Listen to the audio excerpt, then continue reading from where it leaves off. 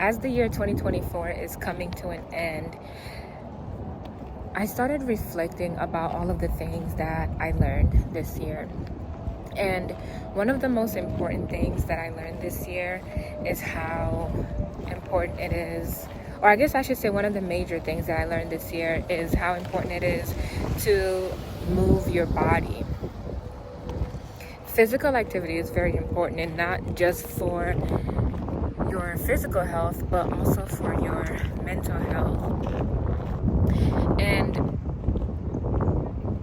when I really started thinking about this, one thing that I thought about is in the past few years, like whenever I was going through something, whenever I was feeling sad or depressed, a lot of times what I would do is I would lock myself in my room, get underneath the covers, and literally just stay in my room for days until I felt like getting up and doing something or moving around. But when you are in that space of feeling sad or depressed, that's when you need to push yourself to get up and go for a walk at the park or something, to get up and go to the beach and just surround yourself with nature. Because when you lock yourself away and when you lock yourself away from everybody else and everything, and you just want to be on your own and be depressed and stay depressed, stay sad, that doesn't help you. That doesn't get you out of that funk that you're feeling. And I know it may feel good at the time that you're doing it, because you don't want to be around anybody who's not feeling that way right now. That's why that saying, misery loves company, exists. Because misery really does love company. When you're feeling miserable, you usually don't want to be around people who's feeling upbeat and happy and the opposite of what you're feeling. You want to be around people who's also feeling miserable, and especially feeling miserable about something similar that you're feeling miserable about. But in doing so, you continue to feel that way. And one thing that I also want to point out is what I originally pulled out my phone to record for was the true meaning behind manifesting, and your thoughts. Because that's also something that I talk about a lot in my videos, is how your thoughts create your reality, and you have the power to create your reality, your words, everything. And in a way, that ties in with wanting to be around like company when you're feeling sad or depressed or whatever. When you're feeling depressed and you want to be around depressed people, it's like you think you're feeling better because you're around other people who's feeling depressed, but you're really not feeling better. What that's doing is it's surrounding you by people who feel the same way as you, by people who share the same feeling with you. So you feel better because you found people that also feels the same way. But what that's doing is it's still keeping you in that depressed, sad, bitter type of energy. And the more you focus on that type of energy, the more you are going to get that type of energy out of life. So when you're feeling depressed and you keep yourself around people who are depressed, people who are bitter, people who are angry, people who are sad, you're going to bring more onto that into your life. Because ultimately, if you really think about it, if your thoughts are what creates your reality, your thoughts and your words, then what are you doing with these depressed people? What are you doing with those people who's not feeling good? You're more than likely talking about your situation or a situation to them that's causing you to feel the way that you're feeling, and they're doing the same to you. So you guys are literally just bouncing negative energy from one another to each other. So when you do that, you create more of that in your life. in your world. So even if you feel sad, you feel down, you feel depressed, because we all have those days. I consider myself a pretty optimistic and happy person, and there are days where I feel down. I wouldn't say I feel depressed, but I do have days where I feel down. And typically when I feel down, one thing that my soul will crave when I'm not feeling good about a particular decision that I've made, or how my day is going in particular, or whatever, is to get up and to go to the beach, usually to watch the sunrise. Like, my soul really just craves to be out in nature, especially when I'm not feeling particularly well. And I don't mean like physically well, like physically sick, but I mean like on a more soulful level. And that's another reason why I talk so much about getting to know who you are as yourself, because once you really know who you are as yourself, that is when you can really be able to catch when you are not feeling your best, because it's not all the time, at least for me anyway. Before I got onto this journey of finding out who I really am as a person without all of these labels and things that society tries to put onto people, when I first went on my I guess I should say, okay, I guess if someone was calling me and I didn't know if it was still recording or not, but I guess I should say my self-discovery journey.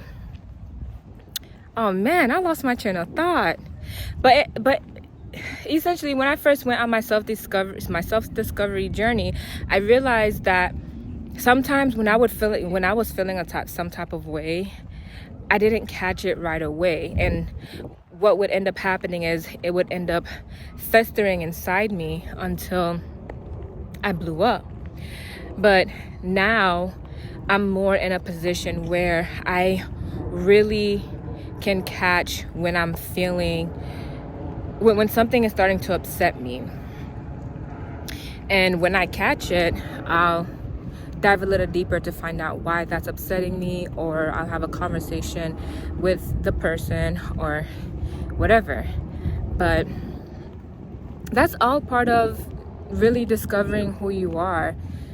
I really lost my train of thought, I'm not gonna lie to you guys, but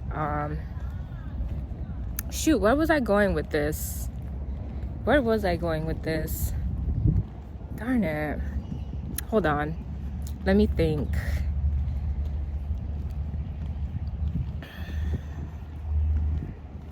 Oh, yes. Okay, so that's why it's important to know yourself, because when you start going into that depression mode and you just want to stay away from everyone and just stay on your phone all day and stay in your room, in your house all day, and just be sad about whatever it is that you're sad about, that's not going to help you feel better. Maybe like, the first day or two, you want to cry it out or whatever, and that's okay, because we don't have to surround ourselves around people when we're sad. But I remember what I was gonna say now. So I wanted to give a couple of my life examples of when I used to focus on something and it would come into fruition, and also when I would catch myself feeling very depressed and bitter, and I would remove myself from around people because I understood and still understand how energy works. So one example of you manifest what you focus on is, I used to, but still kind of do, have a terrible fear of spiders, arachnophobia, okay? And Like, when I tell you, I used to be so scared of spiders that even if there was a spider on top of my car, no matter the size, it could be like this big, I don't care. I'm not getting in my car. I don't care if I have to go to work. I'm calling out of work and I'm not getting in that car. Nobody can make me get into a car where there's a spider on it. And I remember finding a spider in my car once. And from that moment on, and I'm talking, this is like probably 2013, more than like almost a decade ago. After that, for every single day, I was terrified that I was going to find a spider in my car. And because I was so scared of finding spiders in my car, I found a spider in my car at least, I want to say at least 4 to 5 times a month. I would find a spider in my car somewhere, or I would see webs in my car.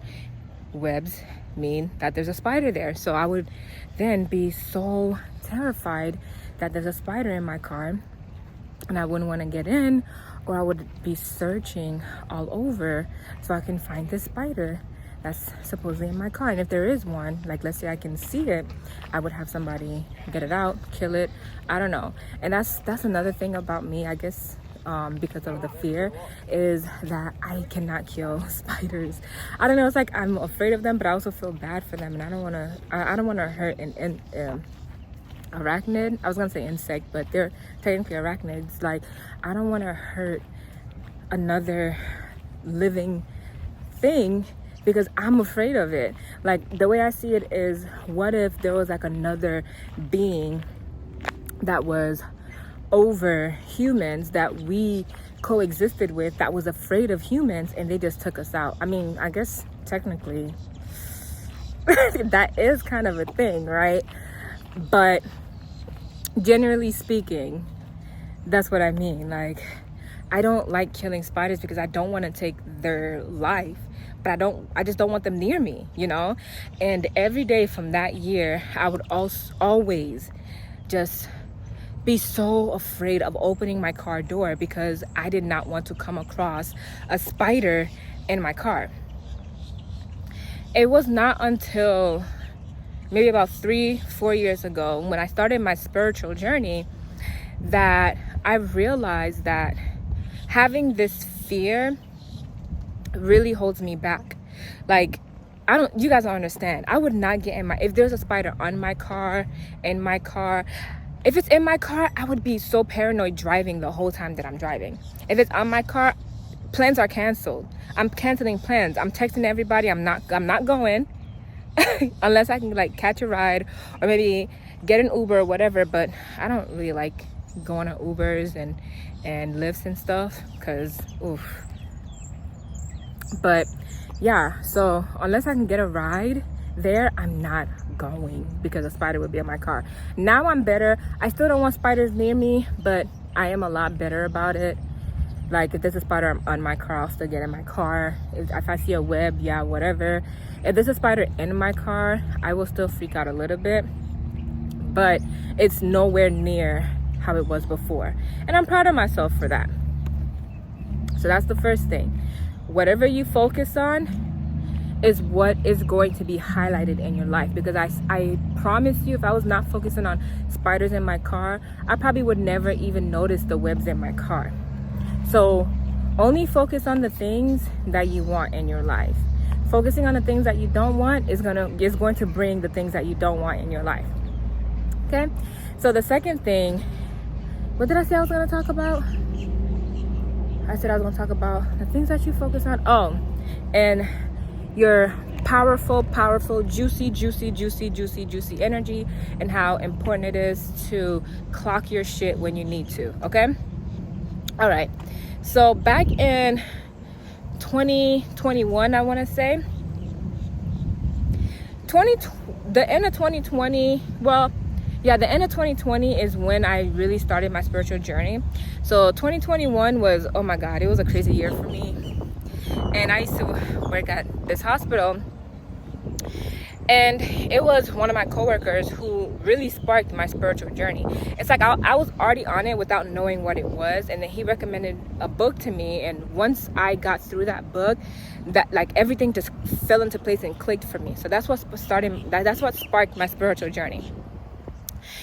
And I was going through a lot that year, and a lot of times when I would go to work, I would realize that I'm not feeling my best. I was sad, I was depressed, because like I said, I was going through a lot. Not only was I going through a spiritual journey, a spiritual awakening, and those of you who have gone through a spiritual awakening know, like, you will feel like you're going insane going through a spiritual awakening. Like, going through my spiritual awakening brought so much chaos into my life. At least I thought it was chaos at the time, but now I realize, it was just things falling into place for me. But it just felt like so much chaos was brought into my life, and I felt like my life was just falling apart at that time. So, and to make things worse, I just started that job December 2020. So yeah, in 2021, I was literally going to the new job that I just started out. I would be going to work, and I would walk into work okay, but then later on down throughout the workday, I would be crying. And I'm trying to hide it from people because I'm a grown-ass woman and crying at work. So I would be trying to hide it from people because I don't want people to see me crying. But I was really I'm telling you, I was just so sad and depressed. And I tried my best to isolate myself for the most part, because I just don't want people to be around that type of energy. And then, a lot of times when you're crying, people are like, oh my God, are you okay? What's wrong? And blah, blah. And then people who have empathy, people who are empathetic, they're going to also feel that pain that you're carrying on around you. And I never wanted to be that person, especially because it's not like I was close to my coworkers. I just started working there. So I never wanted to be that person who was always going through something or always feeling angry, or not angry, but bitter, depressed, upset, sad, and then causing the people around me to feel the same way. I mean, they probably also thought I was a little cuckoo for Cocoa Puffs, but that's besides the point. But just, bringing that type of energy and that environment, I didn't want that to be me. So I feel like me being able to have that type of awareness and knowing that I did not want to bring that type of energy into, the workplace, it helped me center myself before going to work. Because after the first couple of weeks of me doing that and being caught, because a lot of times I would run to the bathroom to cry, but after a couple of weeks of doing that and being caught crying or being caught walking out of the bathroom and my eyes are red, it just clicked. Like, I really just did not want to bring that type of energy into the workspace. So I need to center myself before going into work. Like, if I need to cry, just do it before going into work. Cry, do what you gotta do, pull yourself together, and then cry when you leave work. Cry when you get home. But don't do it while you're at work, because you don't want to bring that type of negative energy to your workplace. And then on top of that, people are going to wonder what's wrong with you. People are going to want to ask what's wrong with you, because they want to show that they care about you. And it's like, once you get to talking and telling them, okay, this is what's going on, this is what's wrong, you're really just further solidifying what you're upset about. And 9 times out of 10, when someone is upset and they're telling someone else what they're upset about, that person is going to side with them. But depending on the type of person that they are, they may start to feel upset for the same reason that you're feeling upset. So now you're bringing that person's energy down, frequency down. So being able to really catch yourself when you're feeling sad and depressed is important. And then when you are also able to catch yourself when you're feeling sad, depressed, anxious, or whatever, it's what do I want to say? you'll know that you're feeling that way, and you'll know that you don't want other people to feel that way, really. So yeah.